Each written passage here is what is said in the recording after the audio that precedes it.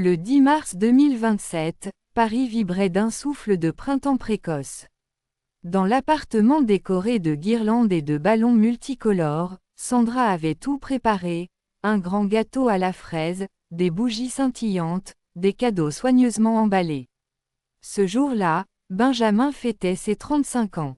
C'était plus qu'un simple anniversaire, pour lui, c'était une victoire sur toutes les épreuves traversées, un moment où il pouvait enfin sourire entouré de sa famille et de ses amis. Le salon résonnait des rires d'Inès et de Théo, leurs enfants, qui couraient partout, excités par l'ambiance de fête. Van Tu et Wong, toujours présents comme des frères de cœur, aidaient à installer les derniers détails.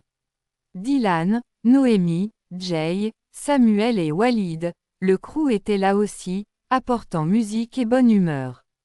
Sandra, dans sa robe rouge élégante, tenait la main de Benjamin et lui glissa doucement. « Joyeux anniversaire, mon amour. 35 ans, et encore plus beau qu'avant. » Benjamin sourit, un peu gêné, mais son regard brillait. Les collègues de la 2e DPJ étaient venus également, Gilou, Laure, même Berthaud.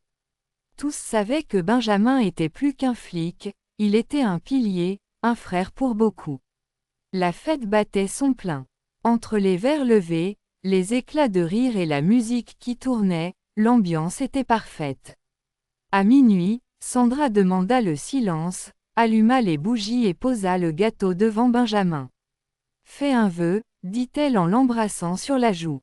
Benjamin ferma les yeux, inspira profondément, et souffla. Tous applaudirent. Mais quelques minutes plus tard, un détail glaça l'atmosphère, Théo n'était plus là. Inès regardait autour d'elle, inquiète. « Maman, je trouve pas Théo. Il était avec moi, et là, plus rien. » Le cœur de Sandra s'emballa. Elle appela son fils, fouilla les chambres, la cuisine, même le balcon. Rien. Benjamin, le sourire disparu, lança d'une voix ferme. « Fermez la porte, personne ne sort d'ici. » La panique monta. Les invités se mirent à chercher, chaque pièce fut inspectée, mais Théo avait bel et bien disparu. À minuit 42, Benjamin appela la police. En quelques minutes, des gyrophares illuminèrent la rue. L'information circula vite, le fils d'un des meilleurs flics de Paris avait été enlevé.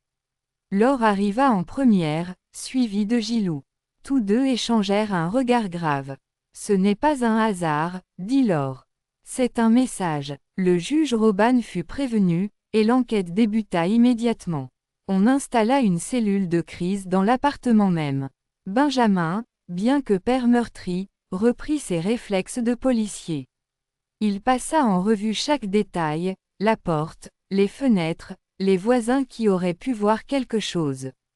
Dylan serra les poings. « Si c'est Frédéric ou un de ses complices, je te jure qu'on va les fumer. » Sandra, en larmes, répétait. « Ramenez-moi mon fils, ramenez-moi Théo. » Pendant que les techniciens balisaient les lieux, Jay pirata les caméras du quartier pour repérer un mouvement suspect.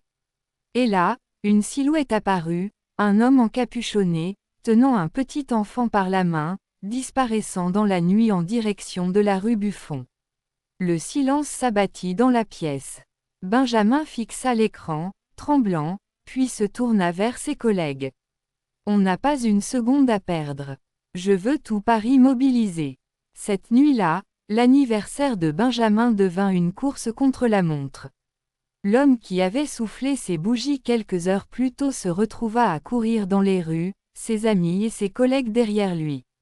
Ce n'était plus une fête, c'était une guerre personnelle. Et au fond de lui, Benjamin le savait, celui qui avait osé toucher à Théo allait le payer très cher.